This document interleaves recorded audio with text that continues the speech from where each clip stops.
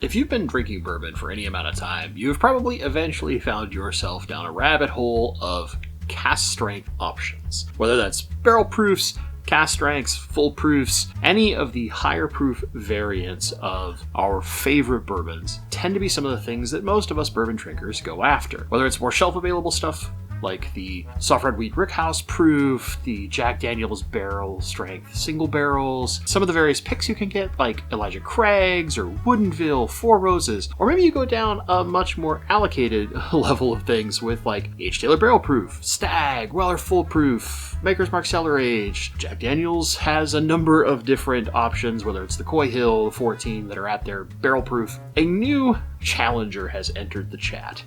This is Jefferson's Reserve Cask Strength Limited Edition at 130 proof and an 8-year age statement. Although, what's funny is, I've been struggling to find that 8-year age statement on the bottle itself. It's nowhere on the bottle, but if you go to their website, they state that this is an 8-year-old bourbon sitting at exactly 130 proof. So, kind of interesting. That's where there are some variances between cask strength and barrel proof and full proof. We're not going to get into those semantics. Lots of other people have covered that. But for 2 Minute Tuesday, is this worth picking up at, I think it was $75 plus tax here in Washington State, so about $100 out the door? Is this worth it? Or is it just another gimmick? Because Jefferson's is kind of becoming known for that. Gimmicks.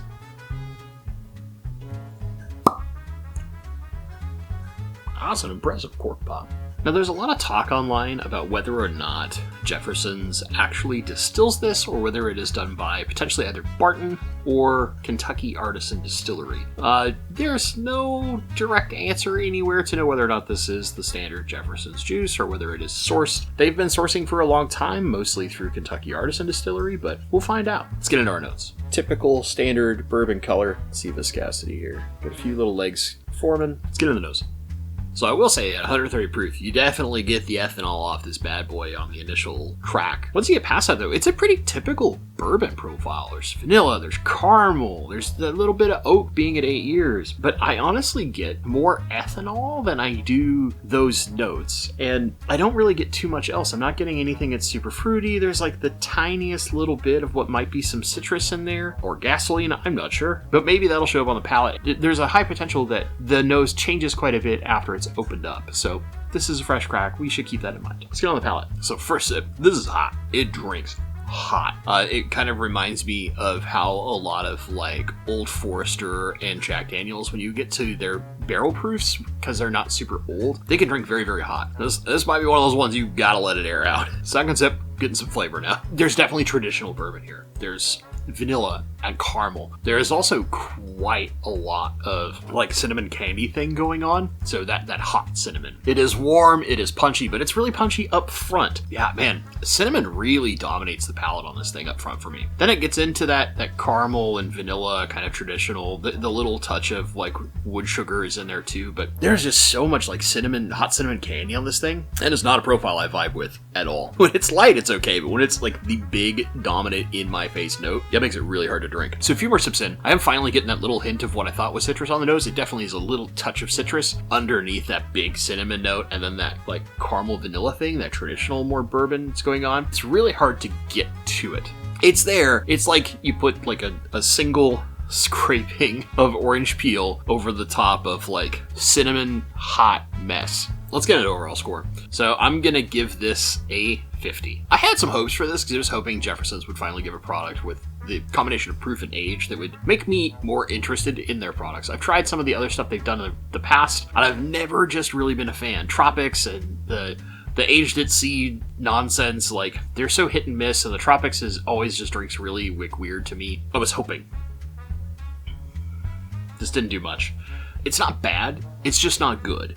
The thing that really gets to me is even coming back to the nose after getting my palate a little adjusted to that proof and how ethanol-y it is up front, that punch that it has up front, right? All that ethanol. And then when I get to the palate, hot cinnamon candy just dominates everything. And that's not really a flavor profile I like, but what I will say is there's nothing that's really acrid or off or bad about it. It's just, it's good. It's not great. And for me, that's like a 50, right? It's just middle of the road. And I know we're thinking about don't think about this like A, B, C, D kind of category. Like, think of this as like 50 is dead even middle of the road. Now, if we account for price, maybe you might want to call that like a 45 or a 40, right? Because you could probably look at something like, say, 1792 Foolproof is really close. It's like, what, 125? And it's like a $30 bottle. $35 bottle where this was 75 plus tax.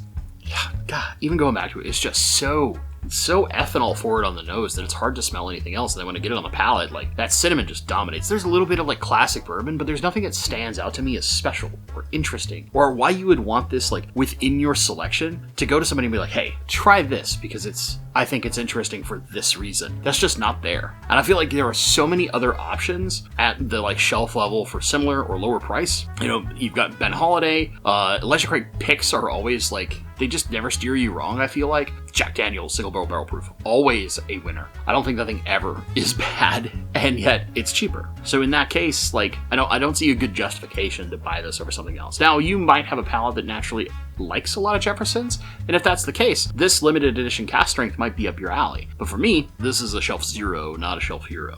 And I know a lot of people have actually reviewed this pretty well. I think SLB drinks, but for me,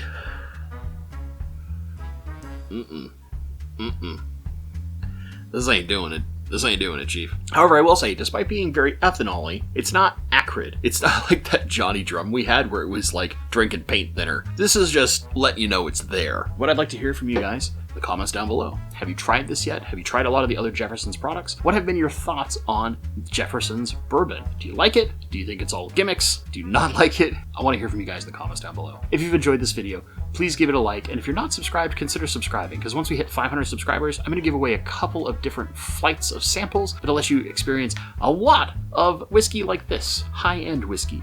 Right? We get to try a lot of different allocated things out of my personal selection because I want you to be able to try some sweet whiskey. Once we hit 1,000 subscribers, we're giving away an E.H. Taylor single barrel and a few other things. Probably a few other things.